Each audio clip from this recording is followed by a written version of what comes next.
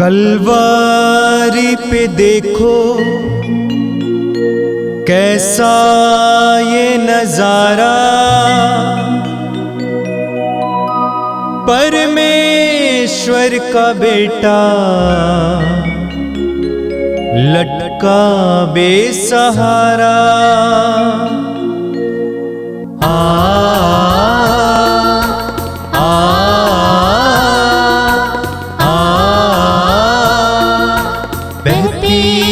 धारा जिसमें सबको मिले मुक्ति, बहती रक्त धारा जिसमें सबको मिले शांति, बहती रक्त धारा जिसमें सबको मिले मुक्ति, बहती रक्त धारा जिसमें सबको मिले शांति।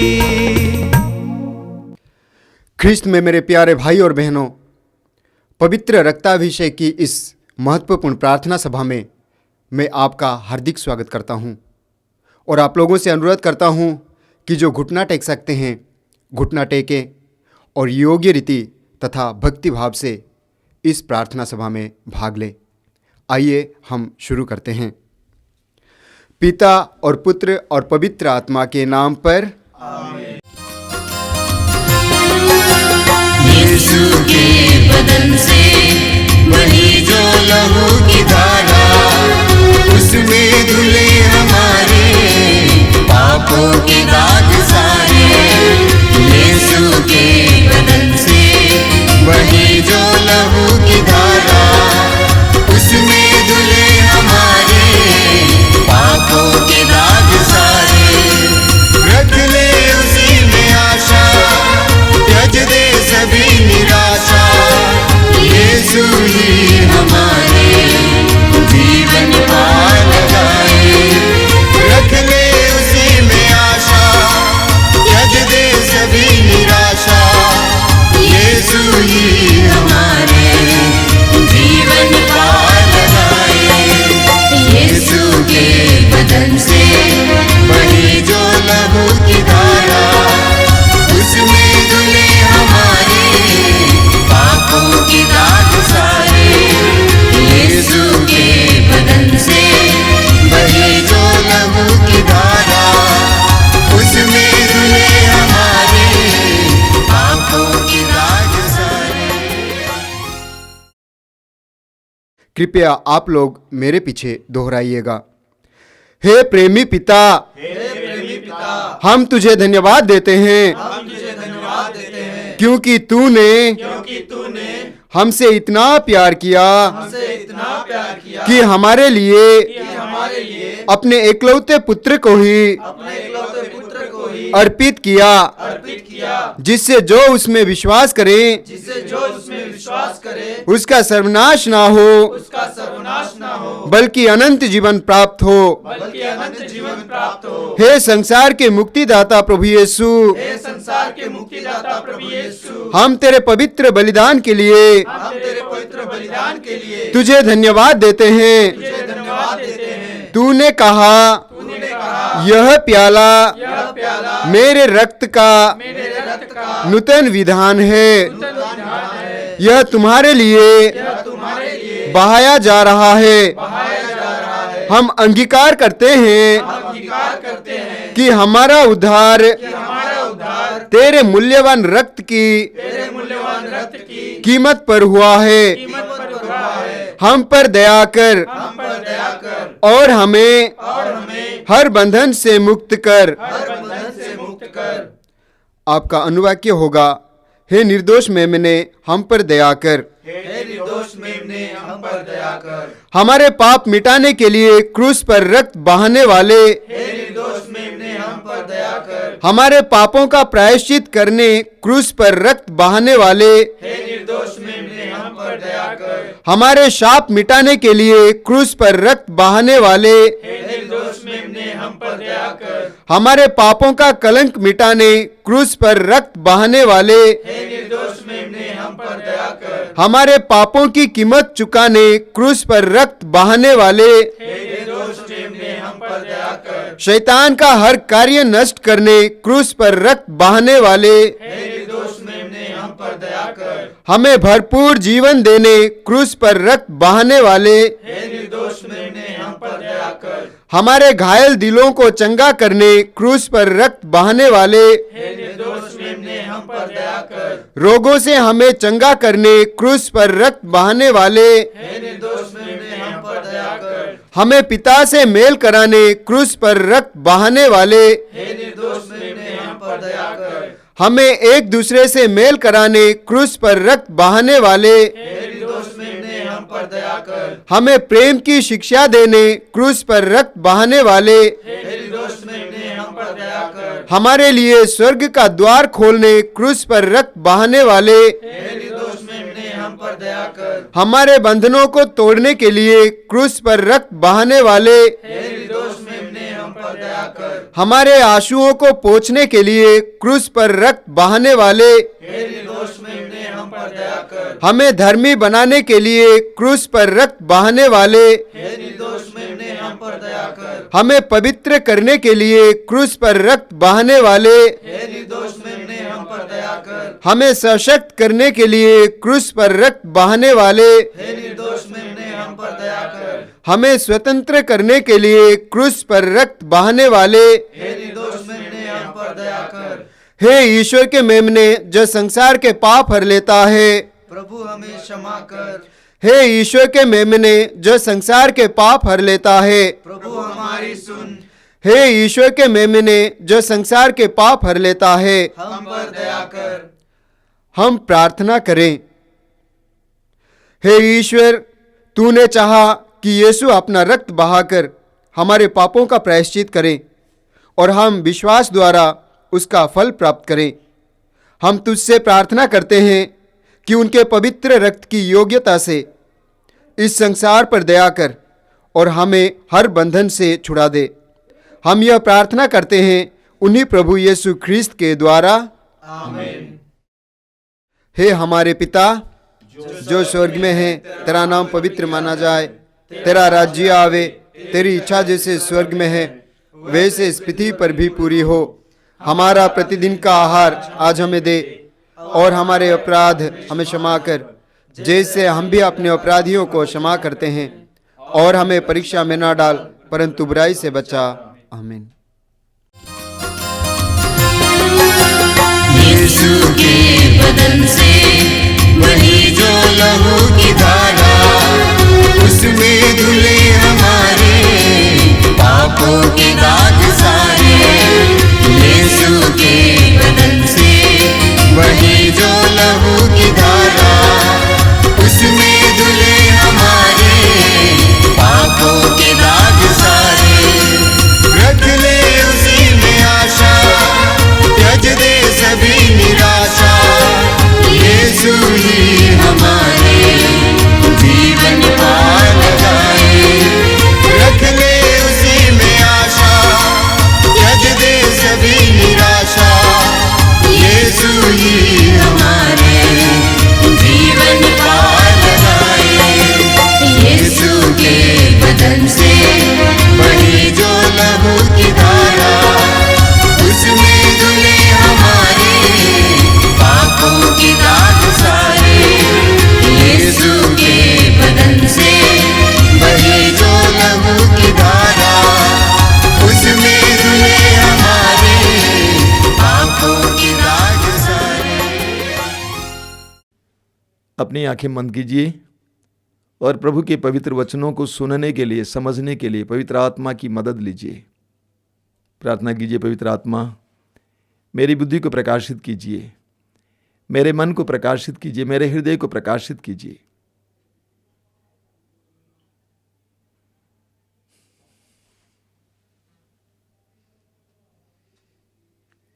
आंखें खोली। मेरे प्रिय भाई और बहनों, इस पवित्र रक्ताभिषेक प्रार्थना में मैं आप सभी का फिर एक बार हार्दिक स्वागत करता हूं। मैं प्रभु को धन्यवाद देता हूं कि हजारों लोगों के जीवन में ये प्रार्थना कृपा का माध्यम बनी हुई है। धन्यवाद देते हैं कि उन सारी चंगाइयों के लिए जो आप प्राप्त कर रहे हैं। हमें बहुत सारे लोगों की चंगाइयों के बारे में सूचना मिली है। प्रभु को धन्यवाद, प्रभु की महिमा हो। मेरे प्रिय भाई और बहनों, जब हमारे जीवन में कोई दुख आ जाता है, पीड़ाएं आ जाती हैं, विपत्तियां आ जाती हैं, तो अक्सर हमारे मुंह से एक सवाल उठता है। सवाल यह है कि हे प्रभु, मैंने कौन सा अपराध किया है कि मेरे साथ ये हो रहा है।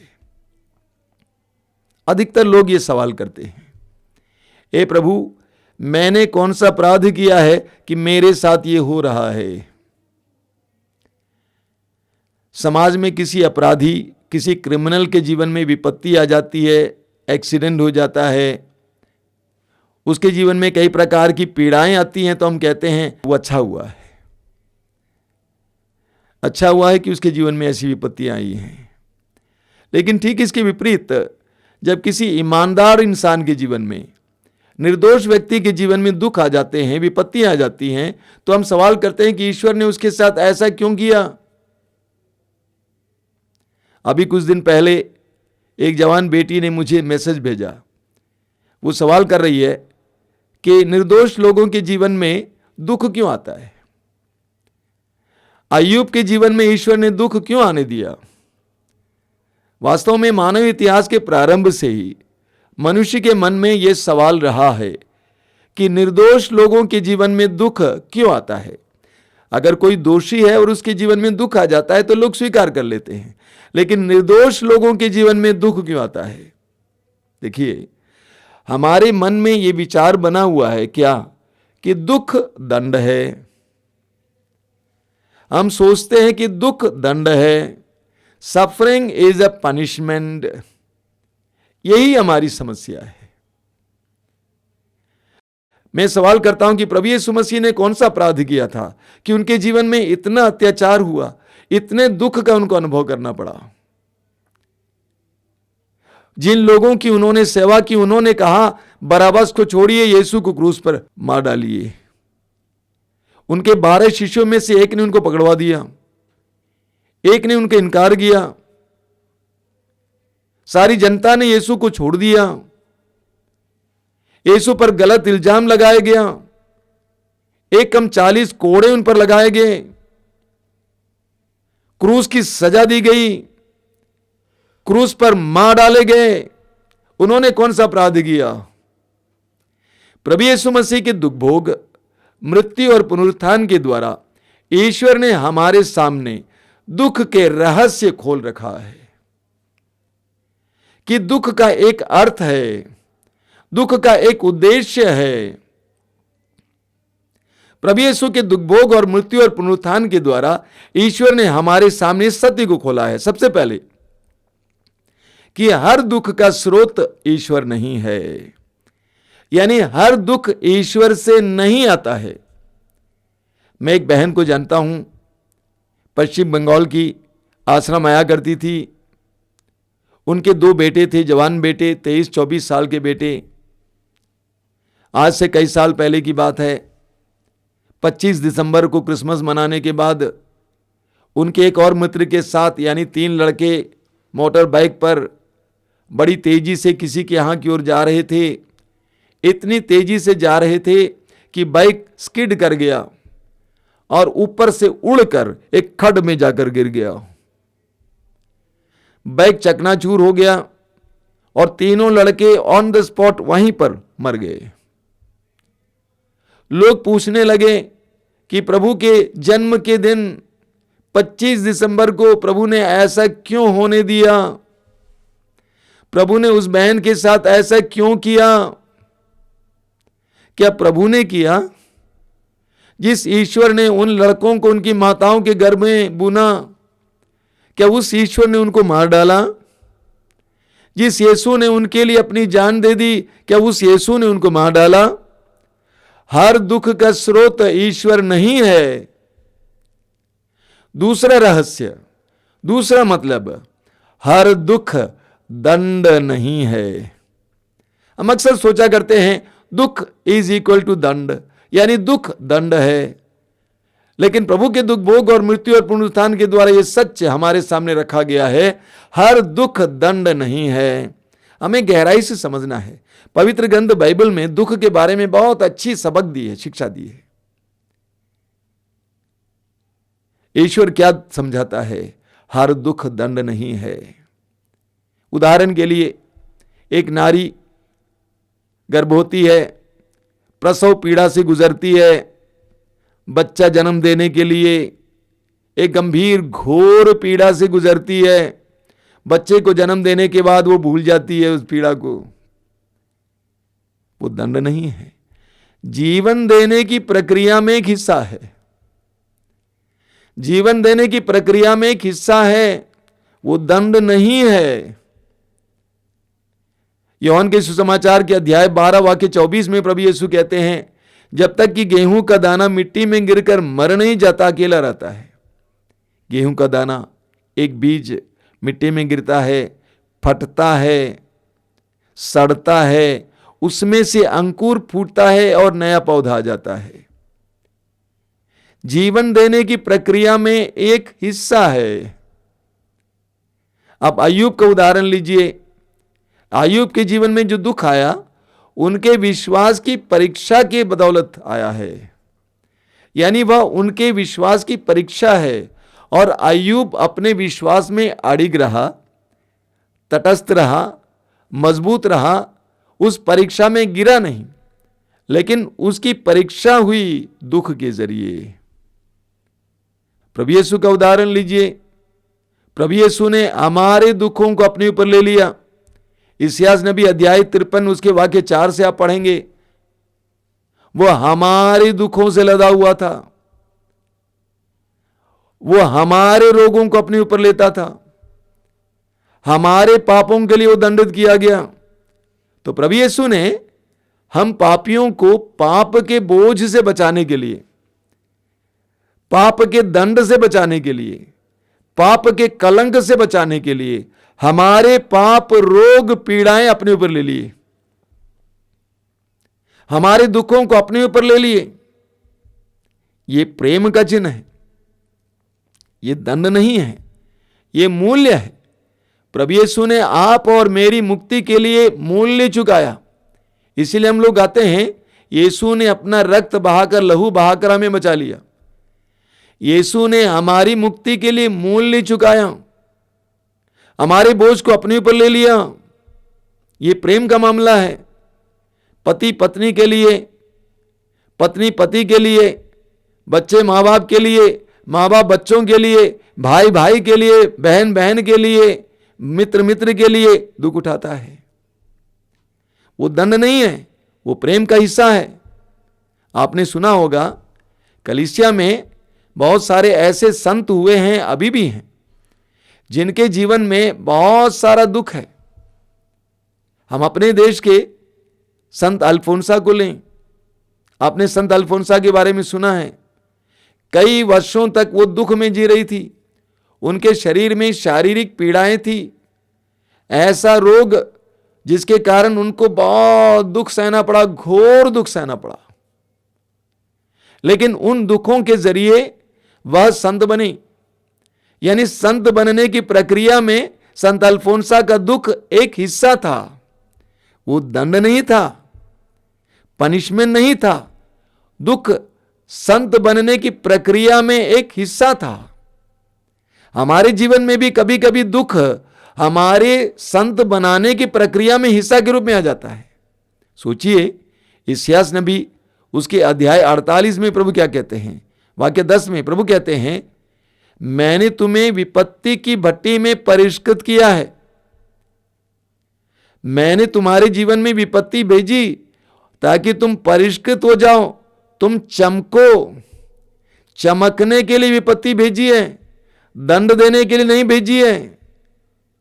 तो दुख का अर्थ दंड नहीं है। प्रभु यीशु ने हमारे रोगों को अपने, हमारे दुखों को अपने ऊपर ले लिया। उसी तरह प्रेम में हम एक दूसरे के दुख को अपने ऊपर ले लेते हैं। हमारे सामने बहुत सारे उदाहरण हैं। इसीलिए एक विश्वासी कभी भी ये सवाल नहीं करता दुख के समय कि प्रभु मेरे साथ ऐसा क्यों होता है, बल्कि एक विश्वासी हमेशा पूछता है, प्रभु तेरा क्या संदेश है? यानी इस दुख का क्या अर्थ है? ये नहीं पूछेगा कि ऐसा क्यों होता है, बल्कि इस दुख का क्या अर्थ है। देखिए, हमें शमूएल के दूसरे ग्रंथ के अध्याय 16 में पढ़ने को मिलता है। वहां पे हम पढ़ते हैं राजा दाऊद ने पाप किया, उसके बाद उसके जीवन में विपत्तियां आई। उसका ये बेटा अब्सलोम राजा दाऊद के खून के लिए प्यासा है। राजा दाऊद को कुछ सैनिकों को लेकर जैतून पहाड़ की ओर भागना पड़ा, नंगे पांव रोते हुए अपने बेटे से बचकर भाग रहा है। अध्याय 16 में हम पढ़ते हैं मार्ग में सिमाई नामक एक आदमी राजा दाऊद को कोस रहा था और उन पर पथराव कर रहा था। राजा दाऊद के साथ जो सैनिक थे उन्होंने पूछा कि महोदय इसको खत्म करें, इसको मार डालें। दाऊद ने कहा अगर ईश्वर ने उसको मुझे कोसने दिया तो तुमको कौन रोकने वाले हो। यानी दाऊद ने उस दुख को एक दूसरे नजरिए से देखा। दाऊद समझ रहा था कि मैंने पाप की अपराध किया, उसका मैं दंड या उसका जो प्रतिफल मैं भोग रहा हूं। तो कभी कभी दुख हमारे पाप का ही प्रतिफल हो सकता है, हमारे पाप के कारण हो सकता है। इसलिए हमें दुख को समझने की जरूरत है। देखिए हम पढ़ते हैं मत्ती के सुसमाचार के अध्याय 26 में उसके वाक्य 52 से, जब प्रभु यीशु को पकड़ने के लिए सैनिक आए तो पेतरुस ने तलवार को निकाला और एक नौकर के कान को काट दिया। प्रभु ने पेतरुस से कहा, पेतरुस तलवार म्यान में डाल दो, तलवार म्यान में डाल दो। और आगे पेतरुस से कहा कि अगर मैं अपने पिता से मांगता तो स्वर्गदूतों को भेजकर मुझे बचाता, लेकिन धर्म ग्रंथ में जो लिखा हुआ है उसको पूरा होना जरूरी है। यानी प्रभु यीशु ने अपने दुख भोग को ईश्वर की योजना के तहत लिया। इसीलिए आप पढ़ेंगे लूकस के सुसमाचार के अध्याय 24 में प्रभु के 2 शिष्य यरूशलेम छोड़कर एमाउस की ओर जा रहे थे और वे यीशु के दुख भोग के बारे में सोच सोचकर दुखी थे। पुनर्जीवित यीशु उनके साथ हो लिए, पूछा कि आप लोग किस बात पर चर्चा कर रहे हैं। तो उन्होंने यीशु के दुख भोग के बारे में उनको बताया। प्रभु यीशु ने उनसे क्या कहा, वाक्य 25 और 26 में आप पढ़ेंगे। लूकस अध्याय 24 वाक्य 25 और 26 में प्रभु ने कहा, रे निर्बुद्धियों, तुम नबियों के लेख क्यों नहीं समझते? क्या मसीह को दुख सहना और महिमा में प्रवेश करना नहीं चाहिए था?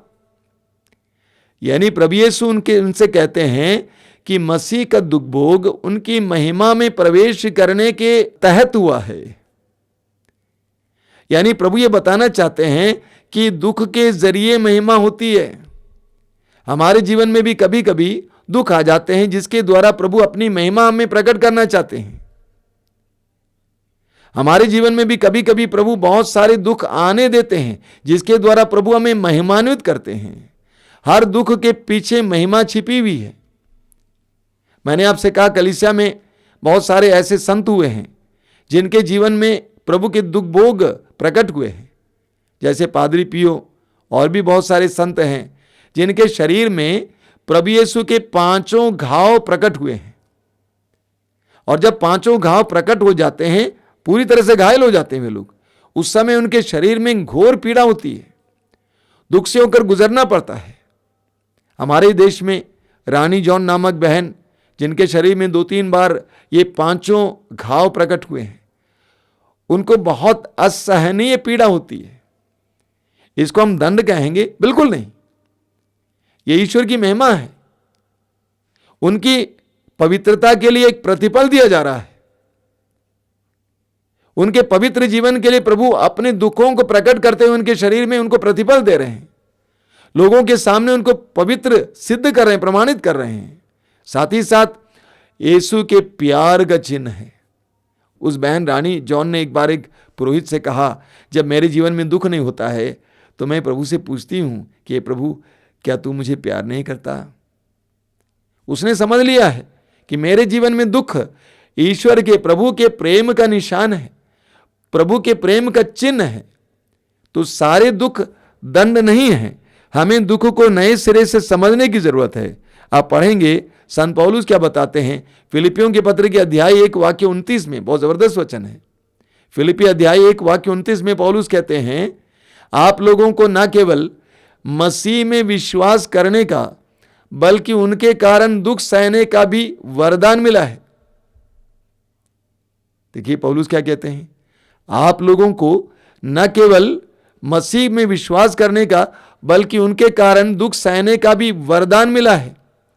संत पौलुस दुख को वरदान समझते हैं, एक नई परिभाषा देते हैं, एक नया टाइटल दे देते हैं। दुख दंड नहीं है, जैसा कि पौलुस कहते हैं ये वरदान है, गिफ्ट है, तोहफा है। मदर तेरेसा बोला करती थी कि दुख को हम नया नाम दें। क्या नाम दें? वरदान, गिफ्ट।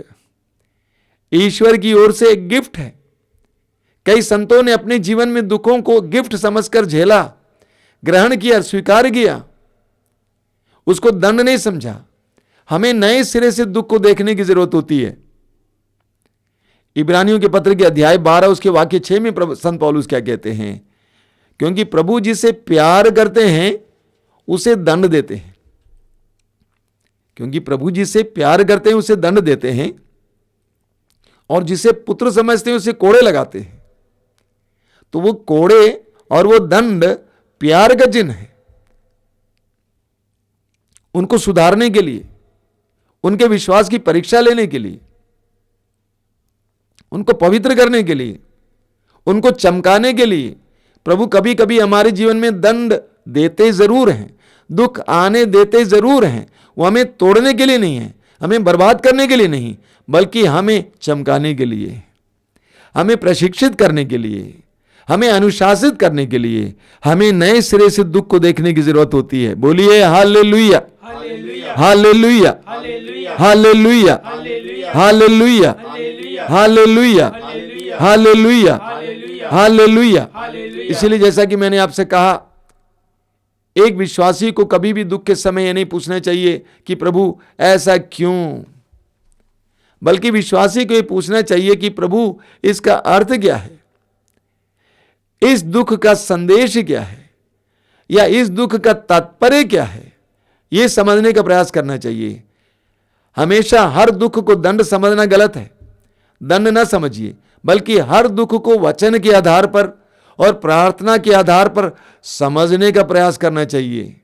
पवित्र वचन के आधार पर समझने की कोशिश करनी चाहिए। मेरे जीवन में यह दुख क्यों आया है, इसके द्वारा प्रभु मुझे क्या संदेश देना चाहते हैं। व्यक्तिगत प्रार्थना में पूछना चाहिए कि प्रभु तूने मुझे ये दुख क्यों सहने के लिए मौका दिया है, इसके द्वारा तू क्या करना चाहता है, इसके द्वारा तू क्या कहना चाहता है। हमें दुख को नए सिरे से देखने की जरूरत है। बोलिए हालेलुया, हालेलुया, हालेलुया, हालेलुया। तो इसलिए मेरे भाई और बहनों, हर दुख को दंड ना समझिए, हर दुख को दंड ना समझिए, हर दुख को ईश्वर से आता हुआ मत देखिए। दुख के अलग अलग स्रोत हो सकता है, शैतान से भी आ सकता है, हमारे पापों से भी आ सकता है, हमारी महिमा के लिए भी हो सकता है, हमारे शुद्धिकरण के लिए भी हो सकता है, ईश्वर के हमारे प्रति प्रेम का चिन्ह भी हो सकता है। हर दुख को एक नए सिरे से हमें देखना है, उसके अंदर छिपे हुए रहस्यों को समझने का प्रयास करना है। आइए हम प्रार्थना करें। आज जब हम लोग फिर एक बार प्रभु यीशु मसीह के पवित्र रक्त अभिषेक के लिए प्रार्थना कर रहे हैं, जब प्रभु के दुख भोग को हम याद कर रहे हैं, प्रभु आज अपने पवित्र वचनों के द्वारा हमें समझा रहे हैं, दुख को गलत मत समझो, दुख के अंदर छिपे हुए रहस्य को समझने का प्रयास करो। प्रभु यीशु के दुख भोग, मृत्यु और पुनरुत्थान के द्वारा प्रभु ने, ईश्वर ने हमारे सामने दुख का नया अर्थ रखा है, उसको समझने के लिए प्रयास करो।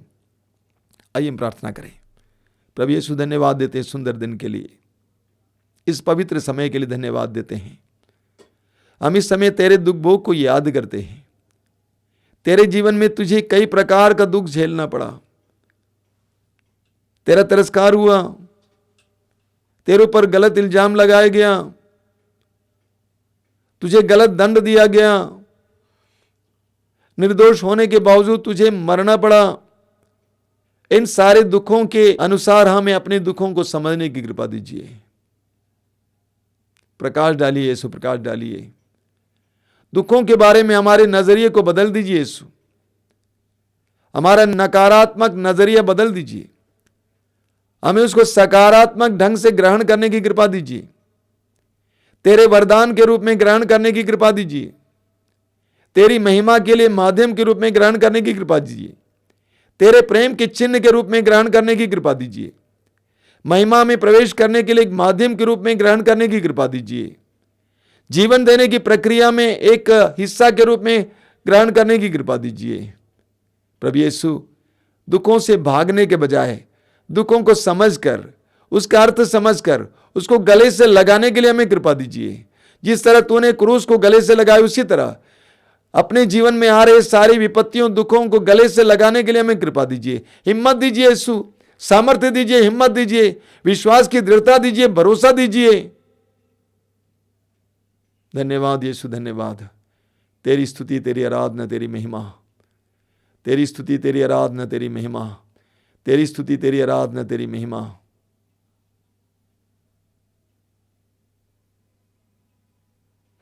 आज की आराधना में हम विशेष प्रार्थना करेंगे अपने जीवन के दुखों को ग्रहण करने की शक्ति के लिए।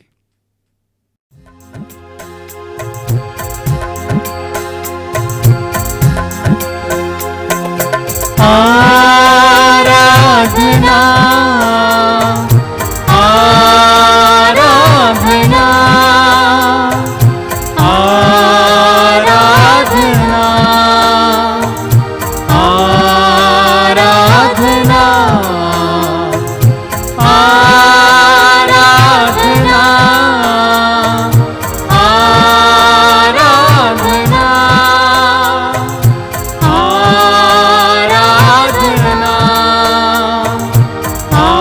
आराधना, पिता परमेश्वर, सुप्रभु ईश्वर, पावन आत्मा ईश्वर, तेरी स्तुति हो, महिमा गान हो, तेरी प्रशंसा भी हो। आराधना, आराधना, आराधना, आराधना,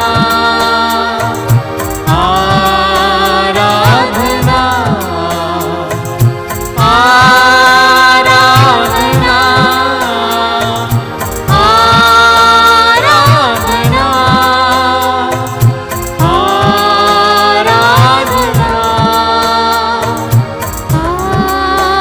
आराधना, पिता परमेश्वर, जीवन दाता, तू मेरी चट्टान है, तू मेरा बल है, तू मेरी ढाल है, जीने का आधार है। आराधना,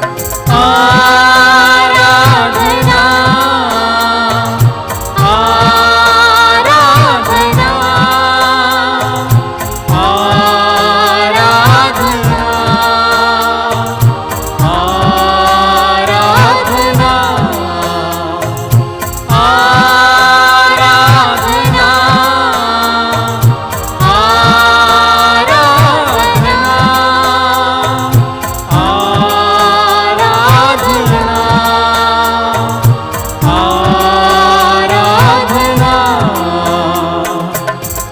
प्रभु यीशु मुक्ति प्रदाता, तू मेरा संगीत है,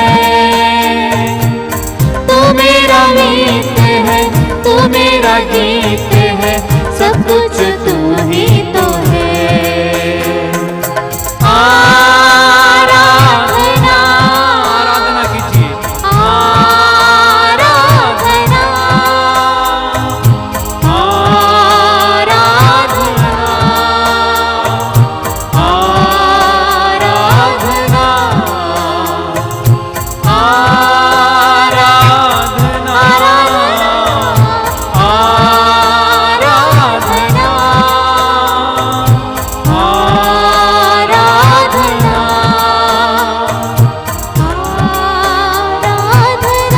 और एक बार मिलकर आराधना, आराधना, आराधना, आराधना, आराधना।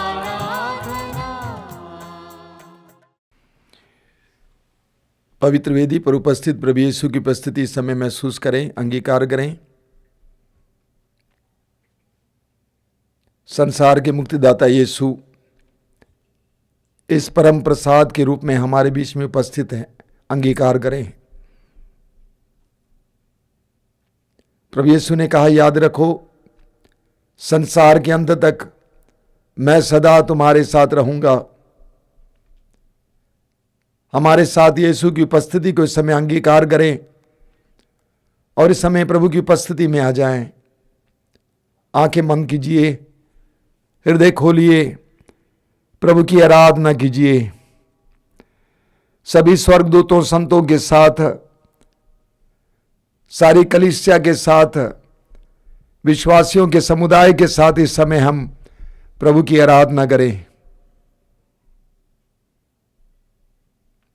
प्रभु के वचन में लिखा हुआ है, जो मुझे धन्यवाद का बलिदान चाहता है वही मेरा सम्मान करता है। जो मुझे धन्यवाद का बलिदान चाहता है वही मेरा सम्मान करता है। संत पौलुस हमें सिखाते हैं, सब बातों के लिए परमेश्वर को धन्यवाद दो। ईसा मसीह के अनुसार आप लोगों के विषय में यही ईश्वर की इच्छा है। सब बातों के लिए परमेश्वर को धन्यवाद देना। जीवन के सुख दुख के लिए, पीड़ाओं के लिए प्रभु को धन्यवाद देना। इस समय जब आप प्रभु के सामने बैठे हुए हैं, अपने जीवन की एक एक पीड़ा को महसूस करना, परिवार की पीड़ाओं को महसूस करना, व्यक्तिगत समस्याओं को महसूस करना, मानसिक तनाव को महसूस करना और सारी बातों को इस समय प्रभु को समर्पित करना। ये अनुग्रह का समय, आशीष का समय है। हम अपने हृदय और मन को प्रभु के सामने खोलेंगे, हम अपने जीवन को प्रभु के सामने खोलेंगे, जीवन की हर एक व्यथा को प्रभु के सामने रखेंगे। यीशु से कुछ भी छिपा नहीं है। प्रभु यीशु की नजरें सब कुछ देखती हैं, आपकी पीड़ाओं को देखती हैं। आइए हम यीशु के सामने अपने आप को खोलें, अपने दर्द पीड़ाओं को खोलें। इस याजनबी के ग्रंथ के अध्याय 53 में लिखा हुआ है यीशु के बारे में, वह मनुष्यों द्वारा निंदित और तिरस्कृत था, शोक का मारा और अत्यंत दुखी था। वह हमारे ही रोगों को अपने ऊपर लेता था और हमारे ही दुखों से लदा हुआ था, और हम उसे दंडित, ईश्वर का मारा हुआ और तिरस्कृत समझते थे।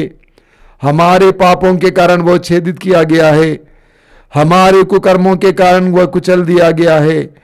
जो दंड वह भोगता था उसके कारण हमें शांति मिली है, उसके घावों द्वारा हम भले चंगे हो गए हैं। यानी प्रभु यीशु हमारे रोगों को, हमारे दर्द को, हमारे बोझ को, हमारे पापों के दंड को अपने ऊपर ले लिया। वचन में लिखा हुआ है, वह अपने पर किया हुआ अत्याचार धैर्य से सहता गया और चुप रहा। वध के लिए ले जाए जाने वाले मेमने की तरह और ऊन कतरने वाले के सामने चुप रहने वाली भेड़ की तरह उसने अपना मुंह नहीं खोला। आगे लिखा हुआ है, उसे दुख भोग के कारण ज्योति और पूर्ण ज्ञान प्राप्त होगा। उसने दुख सहकर जिन लोगों का अधर्म अपने पर लिया था, वह उन्हें उनके पापों से मुक्त करेगा। बोलिए hallelujah, hallelujah, hallelujah, hallelujah, hallelujah, hallelujah. प्रभु यीशु ने हमारे दुखों को अपने ऊपर ले लिया। प्रभु यीशु ने हमारे पापों के दंड को अपने ऊपर ले लिया। प्रभु यीशु ने हमारे रोगों को अपने ऊपर ले लिया। Hallelujah, hallelujah, hallelujah, hallelujah. हम अपने जीवन के सारे दुखों और पीड़ाओं को प्रभु को धन्यवाद देते हुए प्रभु को धन्यवाद देंगे। मेरे पीछे आपका अनुवाद होगा, हे प्रभु हम तुझे धन्यवाद देते हैं सब प्रकार की विपत्तियों के लिए, सारी कमजोरियों के लिए, सारे कष्टों के लिए, सारे रोगों के लिए, सब सफलताओं के लिए, सब अपमानों के लिए, हमारे संग संग चलने के लिए, हमारे संकटों में हमें साथ देने के लिए, हमारी दुर्बलताओं को अपने ऊपर उठा लेने के लिए, हमें हर बंधन से आजाद करने के लिए, हमें शांति प्रदान करने के लिए, सब कुछ के लिए सदा सर्वदा hallelujah, hallelujah, hallelujah, hallelujah, hallelujah, hallelujah. मेरे प्रिय भाई और बहनों, आज इस रक्ताभिषेक प्रार्थना में हम विशेष करके संसार भर के कोरोना रोगियों के लिए प्रार्थना करेंगे। हम एक ऐसे मुकाम पर खड़े हैं जब सारे संसार में इस जाड़े के मौसम में फिर एक बार कोरोना वायरस संक्रमित कर रहा है, सर्वत्र फैल रहा है, लोगों को अपने चपेट में ला रहा है। हमारे विशेष करके बड़े शहरों में यह बहुत ज़्यादा फैलता जा रहा है। आज इस समय हम प्रभु से विशेष प्रार्थना करेंगे प्रभु हमें तेरे पवित्र रक्त का विशेष संरक्षण दीजिए, तेरे पवित्र रक्त के द्वारा हमें संरक्षण दीजिए, हमारी रक्षा कीजिए, हमें शुद्ध कीजिए, पवित्र कीजिए।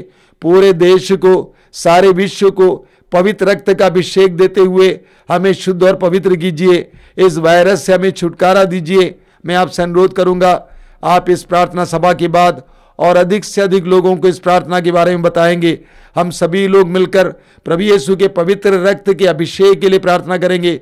सारे विश्व में, हमारे देश में, घर घर में, धरती के कण कण में, ताकि ये संसार हमारे लिए रहने लायक बन जाए। बोलिए hallelujah, hallelujah, hallelujah, hallelujah, hallelujah, hallelujah, hallelujah, hallelujah. आंखें बंद कीजिए और इस समय संसार भर में जितने कोरोना के रोगी हैं उनको याद करेंगे, उनके लिए प्रार्थना करेंगे।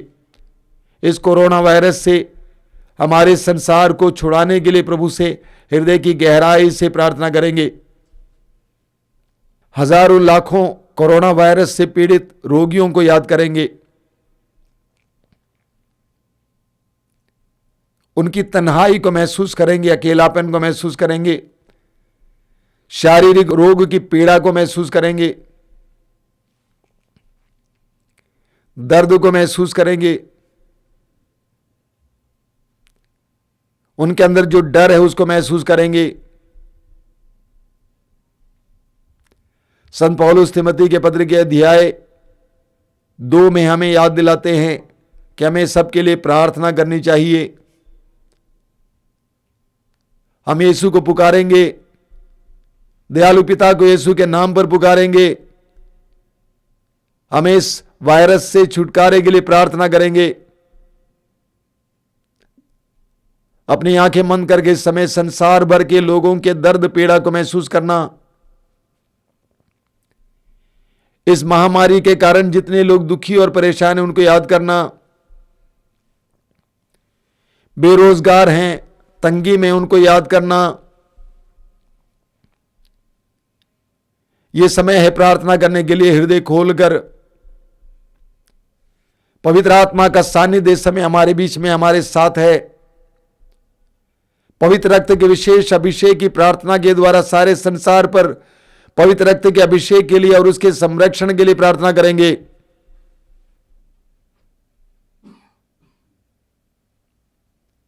प्रभु यीशु कलवारी पहाड़ पर, क्रूस पर तूने जो रक्त बहाया, उसमें कहे कि एक बूंद रक्त इस समय सारे संसार पर उंडेल दीजिए, रोगियों पर उंडेल दीजिए, घरों और परिवारों पर उंडेल दीजिए। इस प्रार्थना सभा में भाग लेने वाले एक एक भाई बहन पर उंडेल दीजिए, पवित्र और शुद्ध करने के लिए, इस महामारी से छुटकारा देने के लिए हम तुझे पुकारते हैं, यीशु पुकारते हैं। आइए मेरे भाई और बहनों, मेरे पीछे इस गीत में मुझे साथ देंगे। अभिषेक दीजिए, अभिषेक दीजिए, पावन लहू का अभिषेक दीजिए। हृदय खोल कर गाना, मुंह खोल कर गाना, मेरे पीछे गाते जाएंगे।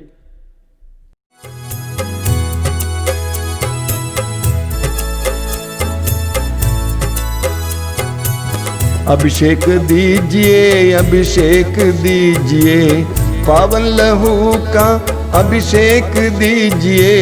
अभिषेक दीजिए, अभिषेक दीजिए, पावन लहू का अभिषेक दीजिए।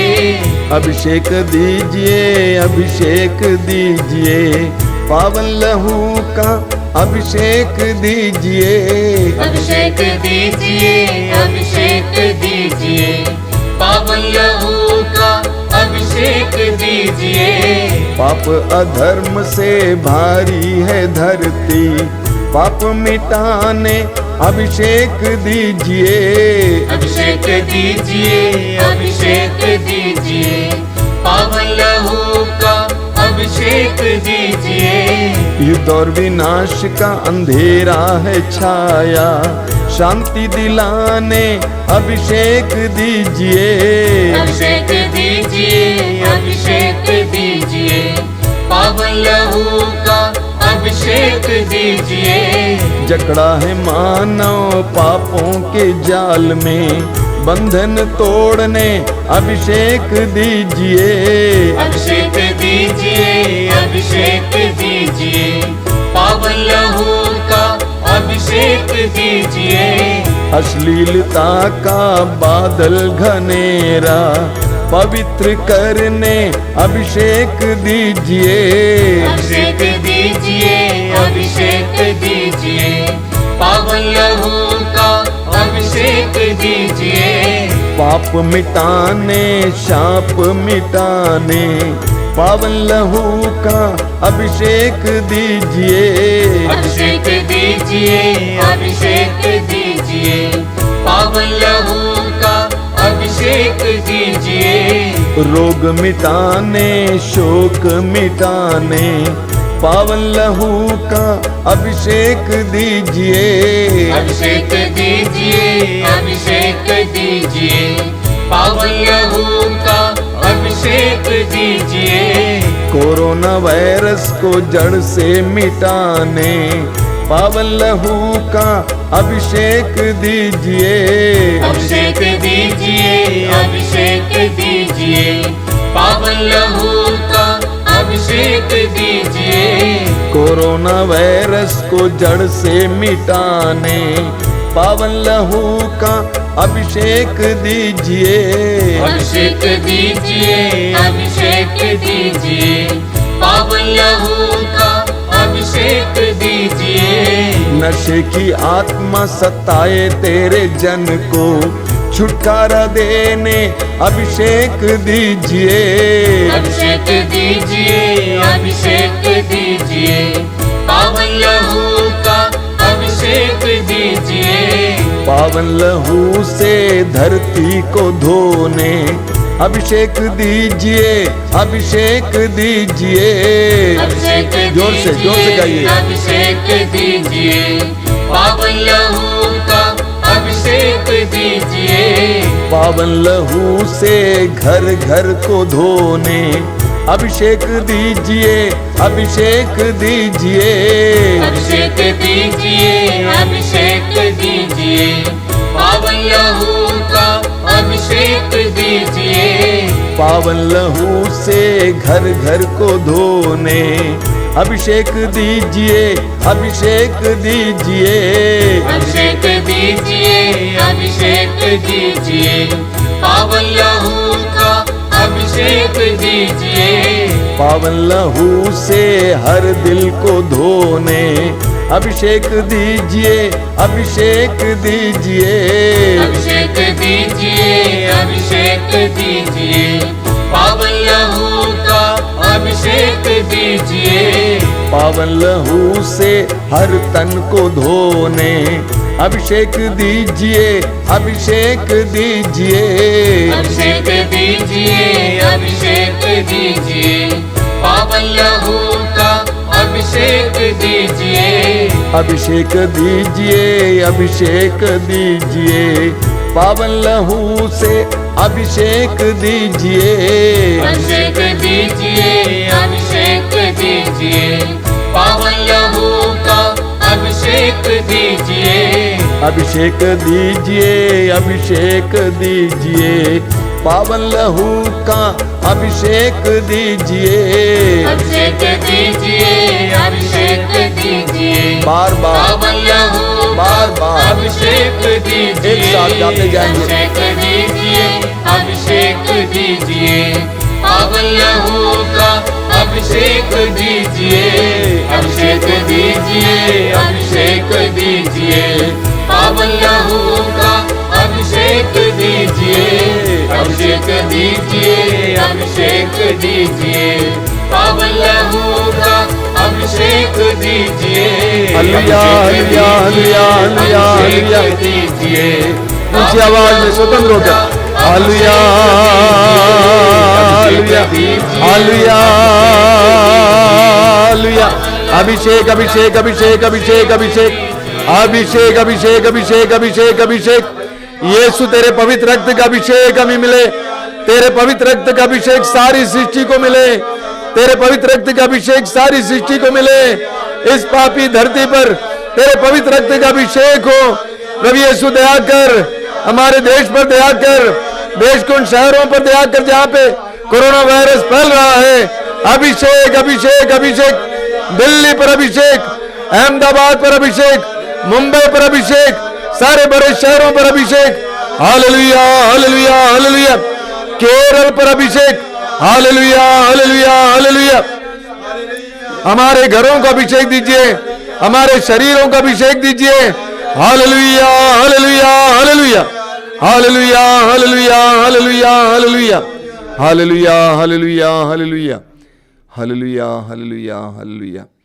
मौन होकर इस समय प्रभु यीशु के पवित्र रक्त का अभिषेक ग्रहण कीजिए।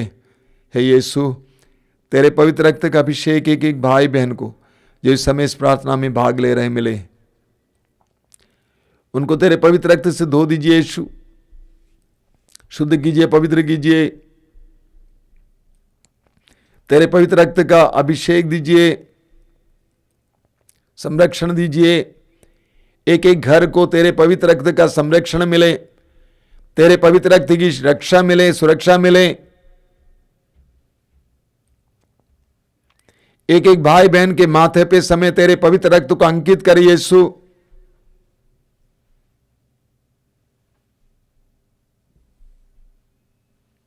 हम एक साथ प्रभु की स्तुति करेंगे। Hallelujah, hallelujah, hallelujah, hallelujah, hallelujah, hallelujah, hallelujah, hallelujah, hallelujah, hallelujah, hallelujah, hallelujah, hallelujah, hallelujah, hallelujah, hallelujah, hallelujah, hallelujah.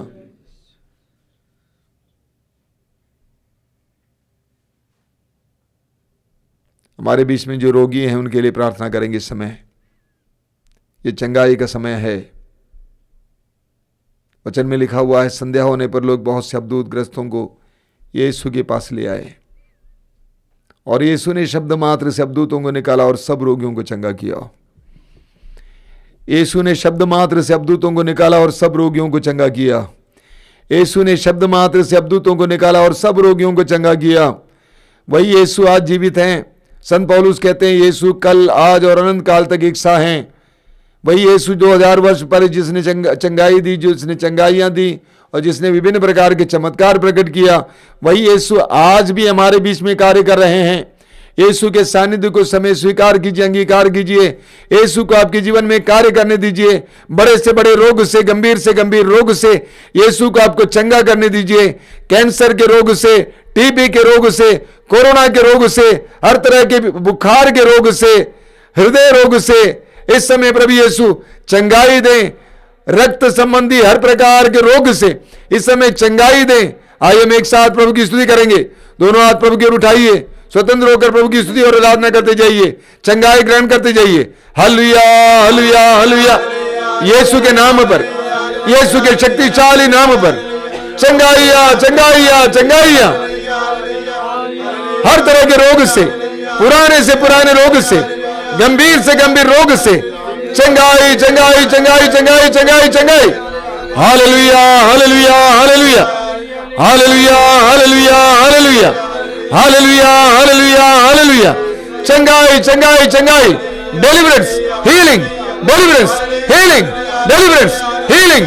Hallelujah, hallelujah, hallelujah, hallelujah, hallelujah, hallelujah, hallelujah, hallelujah. पापमय जीवन जीने वाले बहुत सारे भाई बहन अपने पाप को छोड़ रहे हैं। प्रभु यीशु इसके लिए समय ताकत दे रहे हैं, शक्ति दे रहे हैं। कई लोग जो बार बार बीमार पड़ते हैं, अलग अलग बीमारियां आ जाती हैं, एक के बाद एक बीमारी, प्रभु यीशु इसी वक्त इस प्रार्थना के द्वारा उस श्रृंखला को तोड़ रहे हैं। यीशु आपको स्वतंत्र कर रहे हैं। धन्यवाद यीशु, तेरी स्तुति, तेरी महिमा। धन्यवाद यीशु। कुछ लोगों ने पैसा खो दिया, कुछ चीजें खो दी, जिसके बारे में बहुत ज्यादा दुखी हैं।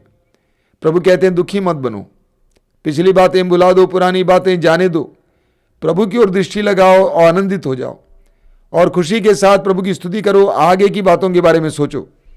धन्यवाद यीशु, तेरी स्तुति, तेरी महिमा। Hallelujah, hallelujah. कई लोगों का व्यवसाय जो टूटा पड़ा हुआ है, कई लोगों का व्यवसाय धंधा टूटा पड़ा हुआ है, प्रभु यीशु उसको संभाल रहे हैं, सही कर रहे हैं। आपका धंधा फिर शुरू हो रहा है। प्रभु को धन्यवाद देना, इसका साक्ष्य सुनाना लोगों को। धन्यवाद यीशु, तेरी स्तुति, तेरी महिमा, तेरी आराधना। कई लोग जो विश्वास में टूट गए थे, प्रभु को छोड़कर भाग गए थे, चले गए थे, वापस आ रहे हैं। प्रभु उनको गले से लगा रहे हैं। आइए हम एक साथ प्रार्थना करेंगे। Hallelujah, hallelujah, hallelujah, hallelujah, hallelujah, hallelujah, hallelujah. धन्यवाद, धन्यवाद, धन्यवाद, धन्यवाद, धन्यवाद, धन्यवाद यीशु, धन्यवाद यीशु, धन्यवाद। Hallelujah, hallelujah, hallelujah. हम संत पापा फ्रांसिस की प्रार्थना को दोहराएंगे बड़े भक्ति के साथ और पूरी दृढ़ता के साथ दोहराएंगे। मेरे पीछे दोहराइए। मुझको यीशु के मूल्यवान रक्त का टीका लगाया गया है। कोई वायरस मुझे छू नहीं सकता। मुझको यीशु के मूल्यवान रक्त का टीका लगाया गया है। कोई वायरस मुझे छू नहीं सकता। मुझको यीशु के मूल्यवान रक्त का टीका लगाया गया है। कोई वायरस मुझे छू नहीं सकता। Hallelujah, hallelujah, hallelujah. परम प्रसाद की आशीष ग्रहण करेंगे।